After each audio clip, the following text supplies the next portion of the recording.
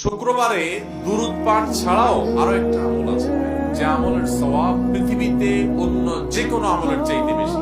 এত বেশি সওয়াব, এত বেশি বিনিময় আল্লাহ তাআলা অন্য কোনো আমলে দিবেন না, শুক্রবারে একটা আমল করলে দিবেন। সেটা বলবো, এত বিপুল পরিমাণ, এত অল্প সময়ে, এত অল্প পরিশ্রম করে এত বিপুল পরিমাণের সওয়াব, আখিরাতের কারেন্সি। দুনিয়াতে টাকা দিয়ে চলি আমরা, আখিরাতের কারেন্সি সওয়াব।